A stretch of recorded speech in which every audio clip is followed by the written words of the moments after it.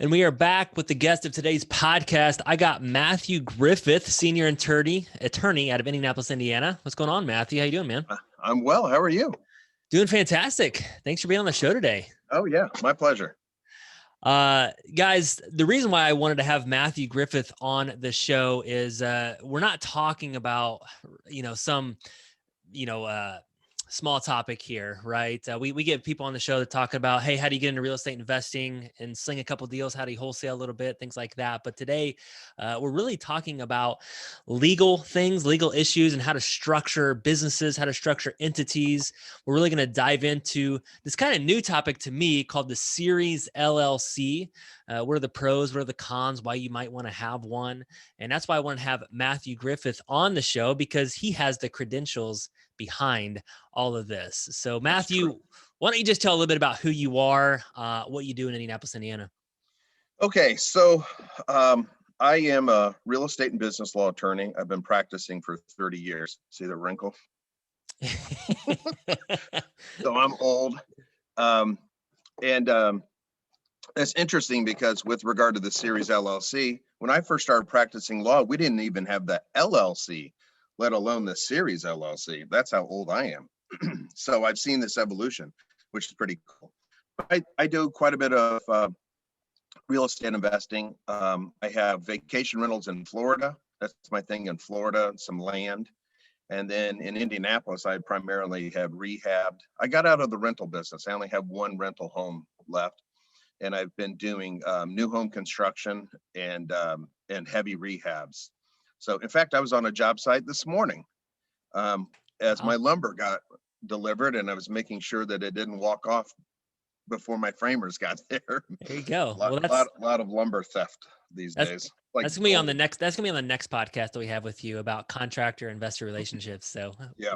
We'll get to that one we too. We can talk about that. But that's who I am. I'm a real estate and business law attorney, so I've done this for 3 decades. So yeah, well, you definitely have the experience behind you, and I really like you because you're also a real estate investor. And not a lot of times you typically get the attorney over here, and there's so many different things attorneys can do, right? And you specialize a lot in real estate, so that's why I want to have you on the show. And you're also an investor yourself, so it's not like you read this out of a book and you have some experience over here. You really have a lot of experience because you do this on your own too. I've lived it. That's right. So we're going to talk a lot about just kind of business entity structure. So why don't you just dive in and take us back a little bit? Where were you at when you first got started? You said you started before the LLC was even formed. And I want to kind of just basic, like if I'm a 5th grader kind of getting into real estate and I don't know what all this stuff means, take us into how the business entity structure works. Sure. Okay. So prior to 1993, in Indiana, really the entity, you had basically, say, 3 options to organize your real estate investment portfolio. You could be a sole proprietor, not good because there's no asset protection associated with that. So that's a guy that just hangs a shingle, right? He just starts doing business under his name. Not a good idea. You could be a partner. You could have a partner. You do a handshake, a cocktail napkin type situation. Basically, you guys just agree. 2 or more people agree to share profits in a business venture. Boom, partners. Also, not a good structure. There was something called the limited partnership. That's the situation where you had general partners who could conduct business and silent partners. The silent partners were called limited partners. That structure had some advantages and disadvantages, not ideal. And then the only thing left was the corporation. So I would say probably 90% of real estate investors who weren't structured as a family business used the corporation. And it had some real disadvantages because if you say you had 3 properties and you're like, oh man, I got a lot of equity in these properties. I'm not feeling good with all my eggs in one basket, meaning 3 properties, lots of equity in one corporation. And you wanted to separate them, form 2 companies, right? I call that divide and conquer. If you transferred property from one corporation to any other structure, boom, the IRS said, well, there's a tax, and they would tax you on it. So that was not great. And then finally in 1993, Indiana caught up to other states, and we had the limited liability company. And the limited liability company is awesome. I'm a huge fan of the LLC because it's really easy to form, really easy to maintain, much easier than the corporation. It requires all of this formality, right? Very structured entity, the corporation. So the LLC is easy to form, easy to maintain, really hard to screw up, and it can take any shape you want. It can look like a partnership. It can look like a sole proprietorship. It can look like a corporation. It's a really, really cool entity. But here was the disadvantage. The disadvantage was that if I had 20 properties, right? Here were my choices. I could put everything, all my eggs in one basket. I could have one LLC that owned 20 properties. Not cool, because if we had a lawsuit involving one property, the other 19 were at risk, or at least the equity we had. So, okay, so what do?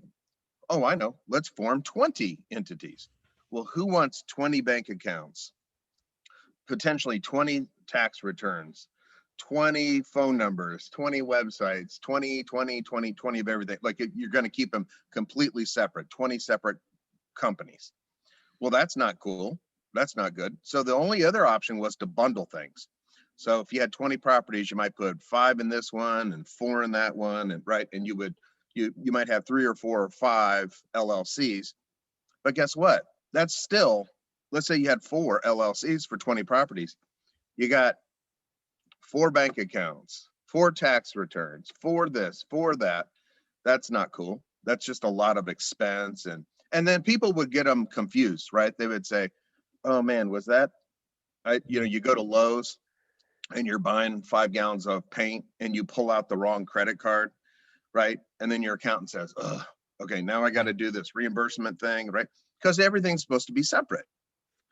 Yeah, and a lot of times that 5 gallons of paint, maybe half of it's going to this property, and then the other is going over here too. So it's like, hey, let me split up these items. This goes, on this credit card. This goes, and it's just it's a hassle. It's a headache.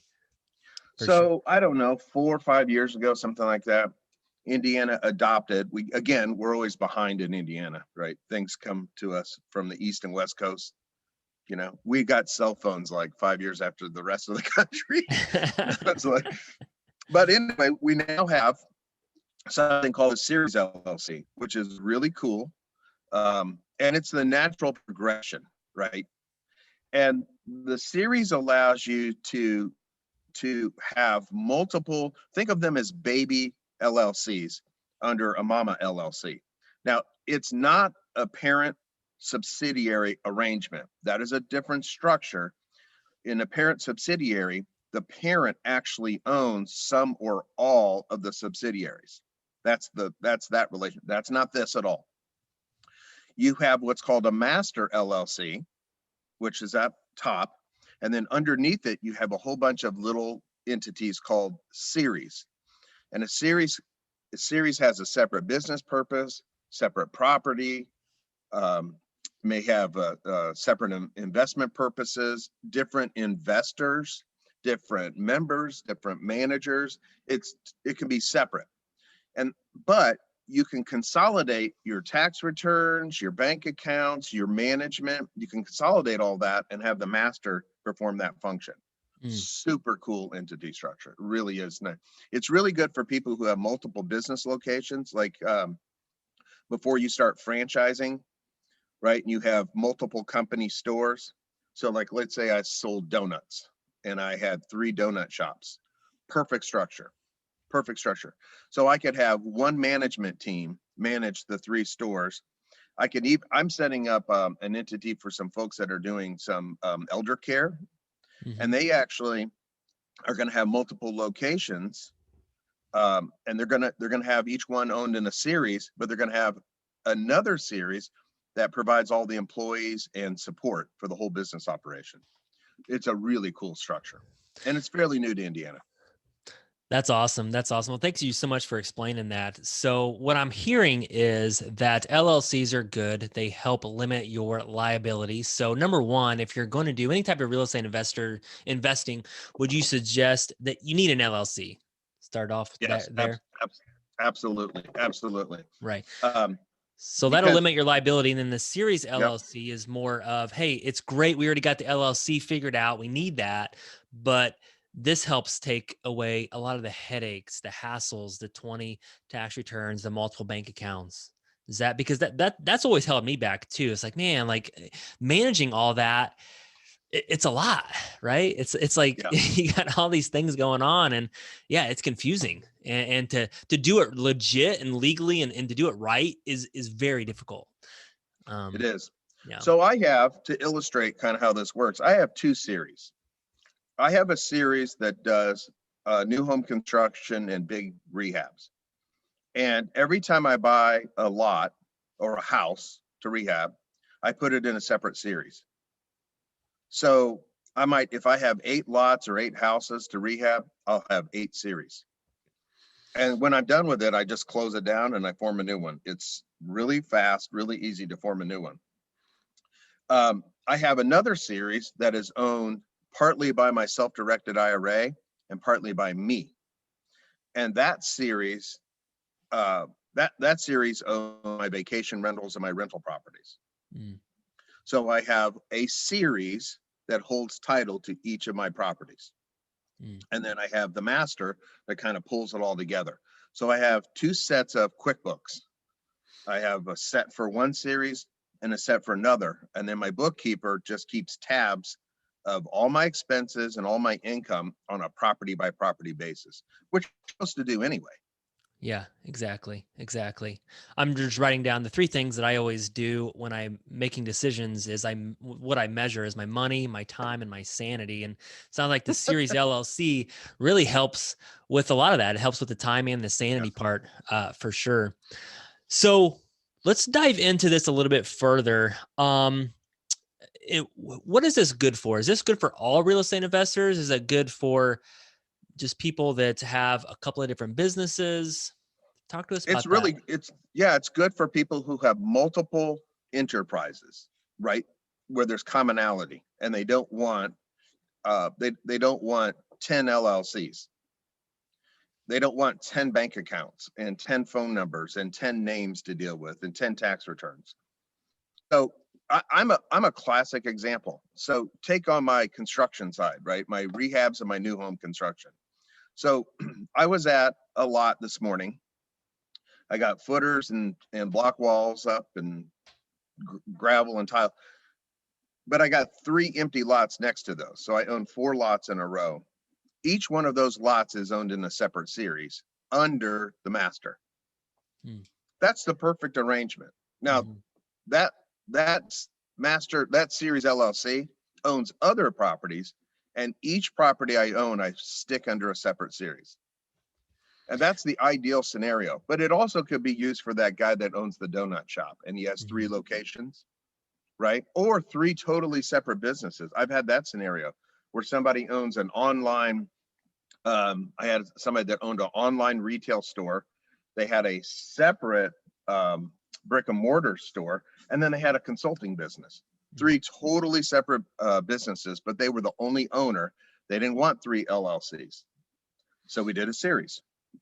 I love it. I love it. It worked great. What would you say about the person out there that has employees, independent contractors? They're paying a lot of people, like for you, and so it's kind of like a construction company, I guess. You don't really own a construction company, but you got a lot of money going out, and you're paying people, and a lot of people are doing things, and then that. But would you have that company also own assets as well, buying properties, buying assets out of that same company, or would you kind of have this separate series where you're paying the contractors and then you own your assets in a separate LLC? Well, I think you and I are going to do another podcast that sort of touches on that issue. What I do is, by way of example, okay, so this house that I was telling you about, that we're framing today, we're framing a house today. That house, that lot is owned by a series, and that series hires another entity that I own, the master. It actually hires the master, and then the master has the construction license, and it hires all the subs and so forth for that series. So I have this 1-page construction management agreement between my series and my master. And the master says, okay, I'm going to provide all these services for you. And then I just pay it like $5,000 a year as a management fee. But that also allows me to file a no lien contract because I got 2 different entities. So I protect my property that way. So here's the thing people need to know about asset protection is there are mechanisms already in the law to minimize your taxes, or at least they'll be tax neutral. They won't raise your taxes, minimize your risk, and maximize your business opportunities. They're already in the law. You just have to follow the law and know what the rules of the game are. You don't have to do all this crazy stuff like Nevada corporations and the Nevis Trust, which I think is an island in the Caribbean. Like, do you really feel comfortable like putting your money in some Caribbean bank? I mean, I don't. Right. Like, I like the Caribbean, but I don't want to like go down there and fight some dude for my money one day. Right. With the baseball bat. Yeah. Yeah. So just use what the law already provides us and you're cool. You just need to know the rules of the game. Yeah. So what would you recommend to the guy who, we're talking to the business owner right now, and this is going a little bit over his head. He's like, man, okay, this sounds really cool, but I don't even know where to get started. I mean, where do I go? What do you recommend for that? Because sometimes us real estate investors, we're not the smartest people in the room. So we need a little bit of hand holding. So what would you say on that? Is there diagrams? Is there a place they can go to get some more information? Do they hire someone like yourself and you help structure it? And then, okay, here you go. How do we do that? My favorite coffee mug reads, please do not confuse your Google search with my law degree. Right. So a lot of people, the internet is a powerful tool, but it also can lead you astray. And a lot of real estate investors think, they're entrepreneurial by nature and they're independent and they have a thirst for knowledge and information. And so they Google, right? Or they do a Yahoo search or whatever. And they go, oh, this guy in Topeka says I need to do whatever. Let me write that down.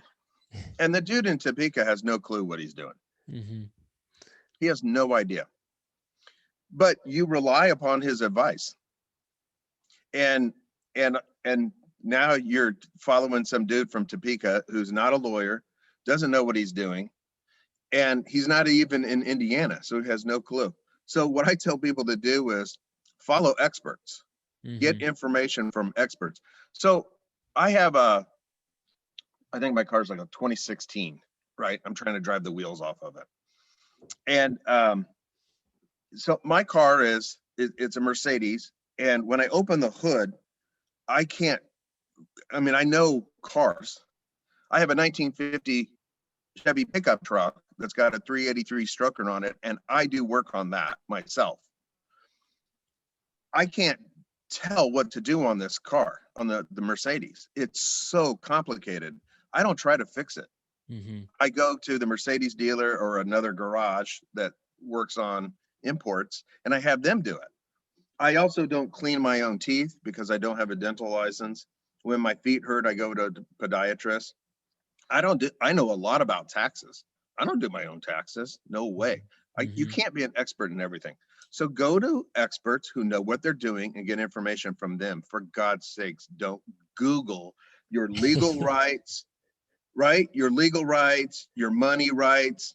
Why Google that stuff? And if you are going to Google, at least go to a CPA's website, a lawyer's website, a podiatrist's website, right? Don't get it from some dude on Bigger Pockets from Topeka.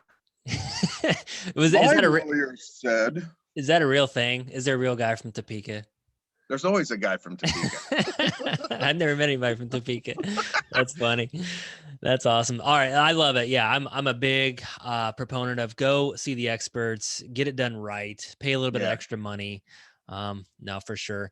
Is there someone that should not do a series LLC? Like, is this not for everybody? Yeah. It's for people who don't have the need for multiple locations or multiple entities, right? So when you're first starting off, I do this a lot. I'll start somebody off with just an LLC, and they'll buy one property, then they'll buy a second, then they'll buy a third, and then they'll say, ooh, this is getting a little rich for my blood. I have too much risk, right? I have too much equity. I have too many eggs in one basket. Time to do something, right? Divide and conquer. Okay. Yeah, I like that And term, divide it's and also conquer. for somebody who is too cheap to hire a good bookkeeper, or they don't want to do the bookkeeping themselves. And the thing with the series is you must keep the assets. The statute says you must account for the assets separately. It doesn't even say account for debts. It says account for assets. That's what the statute says. So what that means is you have to have really, really good books. So when I buy something, so I just gave a framer a $10,000 check this morning. And on the check, I wrote the address and the name of the series. My bookkeeper will see that. So every 2 weeks, she pulls up my account and she sees the image.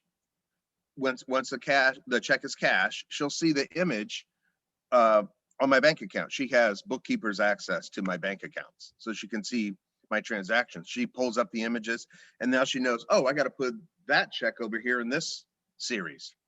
And then the other day, I wrote a $400 check to my draftsman who does my CAD drawings.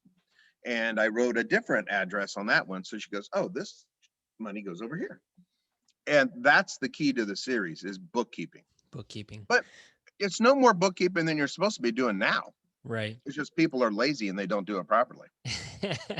That's right. So would you say that the more successful that you are, the more assets you get, the more equity you have, it's more important to really start looking at this stuff and protecting your assets, right? If you're just getting started off and you have, you don't have much money anyways, it maybe doesn't matter. Yeah. Right? If you're just starting off, form an LLC. Yeah. Okay. Because, you don't need concrete walls to protect nothing. But, right? Yeah. But then, I mean, if you've ever been to the Vatican, it's supposed to be the richest place per square mile on the planet. And they have guards and they have cameras and watchtowers and this big giant wall. I mean, there's an army, there's police officers everywhere. They're armed guards. I mean, it's the Vatican. I mean, it's, the Catholic Church is supposed to be a peaceful place. Yeah. But it's really, really rich. It's there's a lot of gold and silver and jewels and all that in there. And the place is armored because it has to be protected. So Love it. Awesome. Last question, Mathew, any drawbacks from the series LLC? I mean, anything that you see this is a negative thing that someone shouldn't do, like a certain type of business? Maybe it's someone only has buy and hold rentals, anything like that would keep someone? Occasionally. Okay. So I formed the very first series in Indiana, and I did it just because I wanted to learn I wanted to learn about it. It was new. So I read the statute. I probably read that statute 5 or 6 times. I read tons of articles. I read statutes from other states to see how Indiana was different. I studied the heck out of the series LLC. And I formed the first one and I did the documents. In fact, the Secretary of State uses my form because they didn't have a form at the time.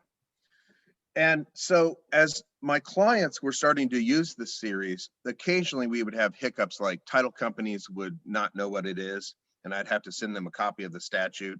They would give it to their lawyer and their lawyer would say, oh yes, of course I know about it. They didn't know about it. But, and here's the other one, banks.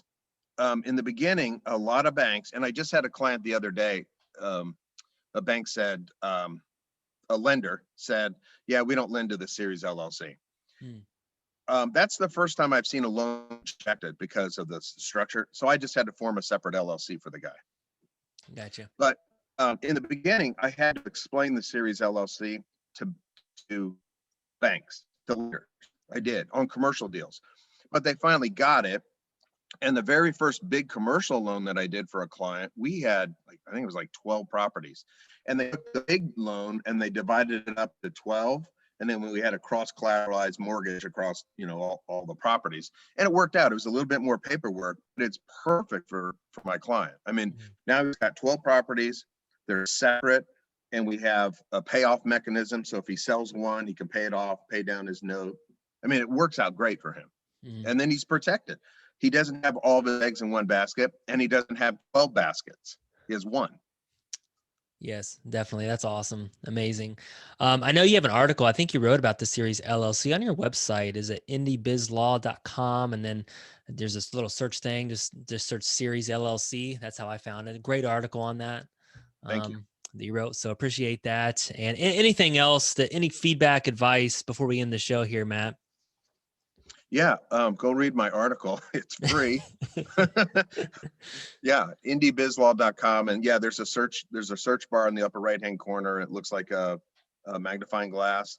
And there are other articles on there about asset protection, LLCs, and so forth. So I represent a ton of real estate investors. I'd say 85% of my time is dealing with real estate and primarily investors. So there's a bunch of material on there. There's some free ebooks about real estate related matters.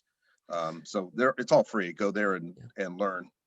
Now, sounds good. And there's a lot of great diagrams on the article too, guys. So if you're kind of a visual learner like me, and this is kind of a little bit, you've learned a little bit here, go check out that article. There's some great diagrams on talking about the old LLC and then the series LLC. So check that out, guys. This is a wrap with Mathew Griffith. Thank you, Matt. Appreciate All it, right. man. Thanks, Brett. Yep. Good seeing you.